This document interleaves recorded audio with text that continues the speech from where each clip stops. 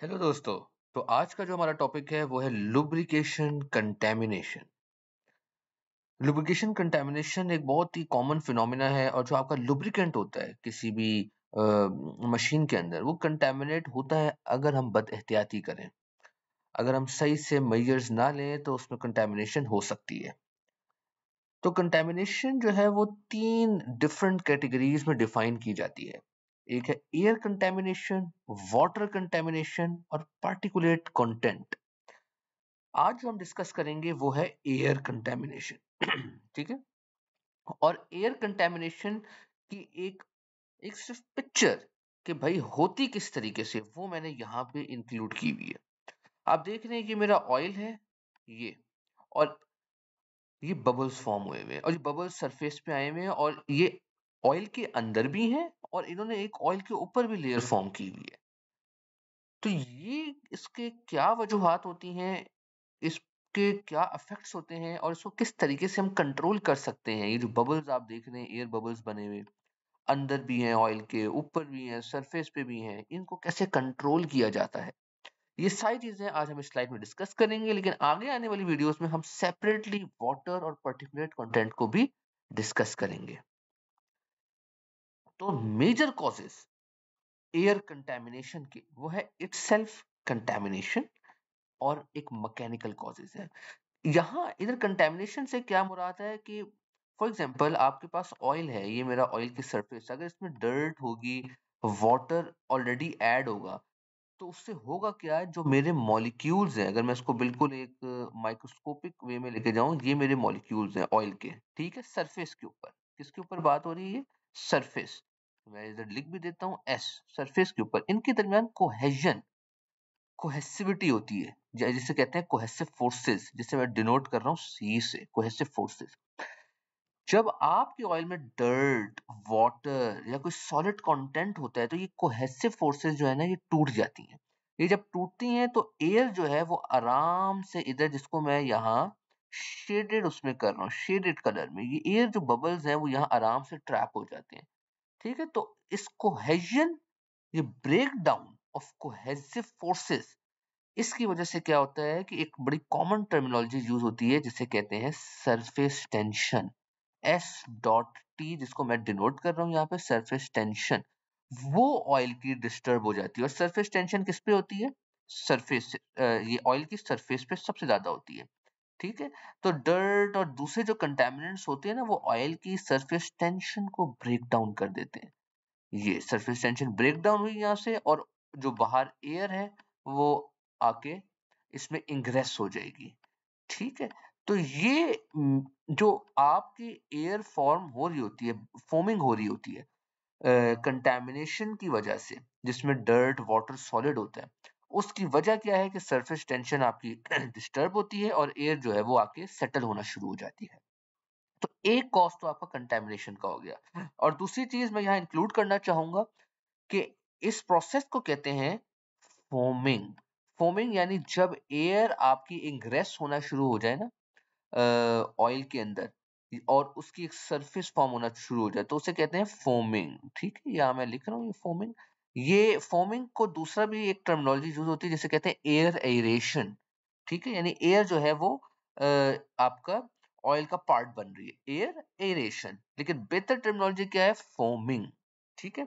तो फोमिंग की क्या क्या वजूहात हैं? हमने अभी देखा कंटेमिनेशन इटसेल्फ एक तो, और दूसरी अभी हम जो डिस्कस करेंगे वो है मैकेनिकल कॉजेस। और मैकेनिकल कॉजेस भी काफी कॉमन होते हैं। कंटेमिनेशन वाली चीज आपको समझ आ गई है कि क्यों जो डिफरेंट कंटेमिनेशन, जो कंटेमिनेंट्स होते हैं, डर्ट, वाटर, सॉलिड, वो किस तरीके से फॉर्मिंग प्रोड्यूस करते हैं। यानी सर, पहले अगेन मैं रिपीट कर देता हूँ, सरफेस टेंशन ब्रेक डाउन होती है उनकी वजह से, जिसकी वजह से एयर जो है आके ट्रैप होना शुरू हो जाती है। और सरफेस टेंशन क्या है? द कोहेसिविटी या cohesive forces between two oil molecule, जो मैंने यहाँ बनाया हुआ है। जब ये ब्रेक डाउन होती है तो आपकी एयर आके इंग्रेस हो जाती है। अब हम बात करते हैं मैकेनिकल कॉजेस की। मैकेनिकल कॉजेस में सबसे पहली चीज आपकी जो, एक ही मैं एक सिस्टम बनाऊंगा और उसी में ये तीनों पॉइंट्स कवर करूंगा। ये मेरे पास रिजर्वायर है। ठीक है, अल्टीमेटली ऑयल ने निकलना और वापस आना एक रिजर्वायर से ही है। और ये मेरे पाइप्स हैं। ठीक है, ये मेरे पाइप्स हैं। ये मेरा हो गया इनलेट पाइप। ये मेरा हो गया आउटलेट पाइप, ठीक है। यानी यहाँ से ऑयल इन आ रहा है और यहाँ से ऑयल जा रहा है, ठीक है। और बाकी आगे पूरा सर्किट लगा होगा, पंप शंप होगा, फॉर एग्जांपल जब पंप है, और यहाँ पे फिर आपका फॉर एग्जांपल कोई मशीन है या जो भी सिस्टम है, ठीक है, आपका पूरा सिस्टम है। लेकिन बेसिक जो हमारी अभी डिस्कशन होगी वो इस पोर्शन पे होगी कि inlet of oil, outlet of oil. अगर तो ऑयल लेवल लो है, बिल्कुल लो, तो आप होगा क्या, सक्शन के वक्त इसमें बबल्स फॉर्म होना शुरू हो जाएंगे। ऑयल लेवल लो होने से आपके क्या होगा, सक्शन जब ये सक कर रहा होगा पंप, तो यहाँ पे बबल्स या कैविटेशन होना शुरू हो जाएगी। तो ऑयल लेवल लो नहीं होना चाहिए, वो भी एक बड़ा कॉज है फोमिंग का, ठीक है। दूसरा ये कि जब ऑयल लेवल बहुत नीचे होता है ना, और जब ये ऑयल आता है ऊपर से, यहाँ से ऑयल नीचे आ रहा है, तो स्प्लैशिंग होती है। क्या होती है, स्प्लैशिंग। मैं लिख देता हूँ इधर, स्प्लैशिंग, एसपी से मैंने डोनेट किया हुआ है इधर। स्प्लैशिंग से भी क्या होता है कि आपके जो ऑयल पार्टिकल्स होते हैं, फॉर एग्जांपल ये ऑयल पार्टिकल्स हैं छोटे छोटे, ये जब स्प्लैश होते हैं, ऊपर उठते हैं, इस तरह से स्प्लैश होते हैं, तो ये एयर को शेयर करते हैं। एयर के जो पार्टिकल्स हैं, ये स्प्लैशिंग मेरे ड्रॉपलेट्स हैं, ये आसपास मेरी एयर है सराउंडिंग में, ठीक है। ये सो क्या करते हैं, शेयर करते हैं। शेयर होने से एयर ट्रैप हो जाती है इन पार्टिकल्स के दरमियान, ठीक है। तो ये भी एक बहुत कॉमन है कि आपका जो इनलेट पाइप है और आउटलेट पाइप, वो ऑयल लेवल से नीचे नहीं होने, ऊपर नहीं होने चाहिए, ऑयल लेवल से ऊपर नहीं होने चाहिए। और दूसरी चीज क्या है, रिजर्वॉयर।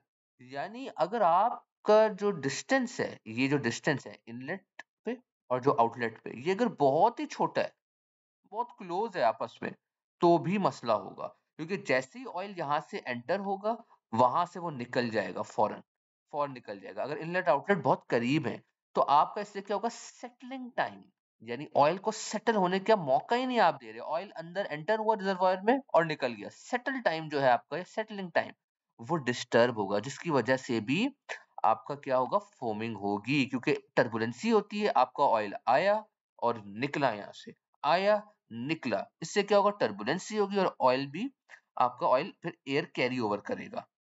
और तीसरी चीज है फिटिंग, यानी जो पूरा आपकी पाइपिंग सिस्टम है, अगर यहाँ कहीं लीकेज है या यहाँ से कहीं एयर इंग्रेस हो सकती है, प्रॉपर ये फिटिंग्स को मैंने फॉर एग्जांपल ये मैंने लाइंस बानी, फिटिंग्स है, तो इसमें भी क्या होगा कि आपका जो एयर है वो ऐड होगी ऑयल के अंदर। तो ये वो सारे मैकेनिकल कॉजेज हैं जो कि फोमिंग क्रिएट कर सकते हैं। अब हम बात करते हैं इसकी अफेक्ट। अफेक्ट बहुत ही स्ट्रेट फॉरवर्ड है भाई। आपकी सबसे पहली चीज, फिल्म स्ट्रेंथ डिक्रीज हो जाएगी, ठीक है।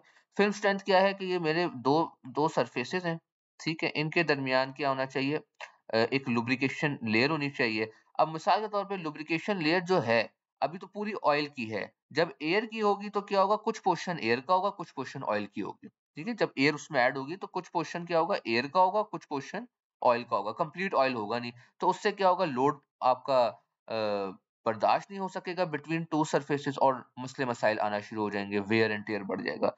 कैविटेशन का मैंने आपको बताया था कि जब आपका जो फ्लूइड प्रेशर है, यानी जिस फ्लूइड जो है वो जिस प्रेशर पे ऑपरेट कर रहा है, अगर वो वेपर प्रेशर के बराबर हो जाए, ये मैंने एफ क्या लिखा हुआ है, एफ डिनोट फ्लूइड प्रेशर, ठीक है, फ्लूइड प्रेशर, अगर वो वीपी यानी वेपर प्रेशर के बराबर हो जाए, तो कैविटेशन शुरू हो जाती है इसमें। और इसकी एक वजह मैं आपको आगे डिस्कस भी करूंगा, जो स्ट्रेटजीज आगे हम मिटिगेशन देखेंगे, उसमें हम डिस्कस भी करेंगे। और तीसरी चीज क्या है, ओवर हीटिंग। ओवर हीटिंग क्या है कि भाई आपका ऑयल है, ये इसमें एयर ट्रैप हुई हुई है। अब एयर करती क्या है, एयर जो है वो जब ऑयल गर्म होता है, तो वो बाहर सराउंडिंग में हीट ट्रांसफर नहीं करती। एच जो हीट है ना, हीट, वो इसको मैंने यहाँ डोनेट कर दी एच से, ये बाहर सराउंडिंग में ट्रांसफर नहीं करती, क्योंकि एयर क्या है, एक इंसुलेटर है। तो जिसकी वजह से हीट बाहर ट्रांसफर नहीं होती, तो आपका ऑयल हीट अप होना शुरू हो जाता है। और ये भी एक बहुत बड़ा फैक्टर, और हीट जब होगा ऑयल, तो आपका कंपोनेंट वेयर एंड टेयर बढ़ जाएगा, ठीक है। अब आते हैं मिटिगेशन। मिटिगेशन से मुराद ये है कि इसको हम किस तरीके से कंट्रोल कर सकते हैं फोमिंग को। आपका ये रिजर्वॉयर है भाई, ठीक है, रिजर्वॉयर। अब रिजर्वॉयर, पहली चीज तो ये है कि जो इनलेट और आउटलेट जो मैंने पहले भी डिस्कस किया है, ये दूर दूर हो, करीब करीब ना हो, इनलेट आउटलेट पाइप्स, इनका दरमियान एक सफिशिएंट डिस्टेंस मौजूद हो, ताकि ऑयल सेटल कर सके, ऑयल यहाँ सेटल हो जाए। ये मैंने SETTLE सेटल हो जाए, ठीक है। ये ना हो कि यहाँ से आए और फौरन निकल जाए, तो इससे फोमिंग होगी, ठीक है। दूसरा ये है कि आपके जो पाइप्स हैं वो ऑयल के अंदर डिप्ड हो, यानी ऑयल लेवल तकरीबन इतना हो और आपके ऑयल के जो पाइप्स हैं इनलेट आउटलेट वो डिप्ड हो, उसके लेवल से ऊपर ना हो, तो भी फोमिंग होगी, ठीक है। और तीसरी चीज क्या है, बैफल्स हो। ये तो मैंने रिजर्वॉयर पाइप्स के बारे में बता दिया कि भाई एक तो वो ऑयल लेवल के अंदर डिप्ड हो, ठीक है, ऑयल से ऊपर ना हो, मिसाल के तौर पे इधर कहीं पाइप ना लगे ऊपर ऊपर और ऑयल लेवल ये रहा मेरा, नहीं ये नहीं होना चाहिए, ठीक है। दूसरा, डिस्टेंस ज्यादा हो इनलेट आउटलेट के दरमियान, ठीक है, इनलेट आउटलेट के दरमियान डिस्टेंस ज्यादा हो। तीसरी चीज क्या है कि भाई बैफल्स हो। बैफल्स क्या है, सिंपल अंदर ये प्लेट्स, ये मैंने बनाई, ये मेरी प्लेट्स हैं, ये प्लेट्स हैं इसमें, इससे क्या होता है, स्प्लैशिंग नहीं होती। मैंने बताया था ना अभी पीछे भी कि स्प्लैशिंग होती है जिससे ऑयल कैरी, वो एयर कैरी होता है ऑयल के साथ, ये ना हो, ठीक है। यानी बैफल्स, बैफल्स सिंपल क्या है, ये मेरा एक रिजर्वायर है, मैं दोबारा एक पिक्चर बना देता हूँ, ये मेरा रिजर्वायर है, इसमें ये प्लेटें हो यूं यूं करके, ठीक है, ताकि स्प्लैशिंग ना हो। बैफल्स, ऑयल आएगा आराम से, जब यहाँ से इन होगा तो वो स्प्लैश नहीं करेगा, स्प्लैश करेगा तो यहाँ पे टकरा के सेटल हो जाएगा, इन प्लेट्स के साथ टकराएगा तो वो सेटल हो जाएगा नीचे की तरफ, फिर फौरन आ जाएगा, ठीक है, ज्यादा स्प्लैशिंग नहीं होगी। तीसरी चीज, एंटी फोम एडिटिव्स, ये भी एक एडिटिव्स होते हैं जो आप इंक्लूड कर सकते हैं ऑयल में, लेकिन ये बाय मैन्युफैक्चरर होता है।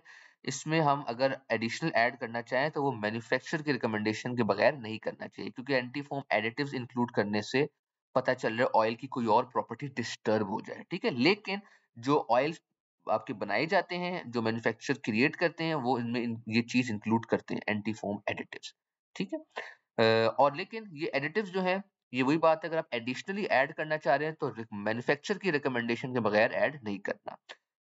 Final, filtration. अच्छा, फिल्ट्रेशन जो है ना, आपकी जो थंब रूल है, should not be less than 2 micron, क्योंकि जब 2 माइक्रोन से नीचे चली जाती है, माइक्रोन 2 माइक्रोन क्या है, ये हम फिल्टर पे वैसे रखेंगे एक सेपरेट वीडियो भी, लेकिन अभी फिलहाल मैं बेसिक समझा रहा हूँ। माइक्रोन का मतलब है मैश, मैश साइज, यानी जो फिल्टर है वो सबसे छोटा पार्टिकल कितना रोक सकता है। ये मेरा फिल्टर बना हुआ है, इसमें छोटे छोटे ना ये जाली बनी होती है, इसमें छोटे छोटे पोर्स होते हैं, पोर, ये मैं क्या बना रहा हूँ, डॉट्स, पोर। ये पोर साइज जो है ये 2 माइक्रोन से छोटा नहीं होना चाहिए। क्यों भाई, वजह क्या है कि जब ऑयल आएगा ना इधर फिल्टर से गुजरेगा, तो उसका प्रेशर ड्रॉप बहुत ज्यादा होगा, डेल्टा पी बहुत ज्यादा होगा, प्रेशर ड्रॉप। प्रेशर ड्रॉप से क्या होता है, उसके अंदर एयर कैरी होना शुरू होता है और कैविटेशन, एयर बबल्स फॉर्म होना शुरू हो जाते हैं। तो रिकमेंड ये किया जाता है कि 2 माइक्रोन से ज्यादा फिल्टर ना आपने सक्शन पे यूज करना है, ना आपने किधर यूज करना है, सक्शन पे, ना डिस्चार्ज पे, ठीक है। सक्शन को मैंने एस से डोनेट किया हुआ है यहाँ, और डिस्चार्ज इस पे भी यूज नहीं करना आपने, ठीक है, 2 माइक्रोन से स्मॉलर। उसकी मैंने वजह बता दी है कि प्रेशर बहुत ज्यादा ड्रॉप हो जाता है, और प्रेशर ड्रॉप होने से आपके फिर बबल्स फॉर्म होना शुरू हो जाते हैं। क्योंकि प्रेशर ड्रॉप होगा तो आपका वही बात है, कैविटेशन वाला कॉन्सेप्ट जो मैंने पीछे डिस्कस किया था कि फ्लूइड का जो प्रेशर है इटसेल्फ, फ्लूइड का प्रेशर एफपी, वो अगर उसके वेपर प्रेशर के बराबर हो जाए तो फिर आपके बबल्स फॉर्म शुरू होना, बबल्स जो है ना फ्लूइड के फॉर्म होना शुरू हो जाते हैं, एयर उसमें इंग्रेस होना शुरू हो जाती है। और फ्लूइड प्रेशर कहाँ से मैं गवर्न कर रहा हूँ, इस डेल्टा पी से, क्योंकि यही तो मेरा फ्लूइड आ रहा है। ये फ्लूइड आएगा, अगर इसका प्रेशर इतना ड्रॉप हो जाएगा, इतना ड्रॉप हो जाएगा इस फिल्टर के अक्रॉस, इस फिल्टर के अक्रॉस, कि वो वेपर प्रेशर के बराबर हो जाए फ्लूइड के, तो उसमें वेपर्स आना शुरू हो जाएंगे और एयर इंग्रेस होना शुरू हो जाएगी। तो दोस्तों, ये एक बेसिक अंडरस्टैंडिंग थी कि एयर कंटेमिनेशन क्यों होती है, क्या उसकी वजूहात हैं, उसके इफेक्ट क्या है, उसको कैसे मिटिगेट किया जाता है। हमने स्पेशली उसमें रिजर्वॉयर जो पाइपिंग डिजाइन है उसके बारे में सीखा कि भाई इनलेट आउटलेट दूर दूर होने चाहिए ताकि सेटलिंग टाइम मिले, ये सारी चीजें हमने डिस्कस की, बेफल्स के बारे में पढ़ा। तो अब इन द एंड मैं ये कहूंगा कि मेरे इस चैनल को आप शेयर करें, लाइक करें, सब्सक्राइब करें, कमेंट करें इस पे आप लोग के लिए, ताकि मैं मजीद बेहतरीन वीडियोस लाता रहूं। तब तक के लिए ख्याल रखें। Good luck.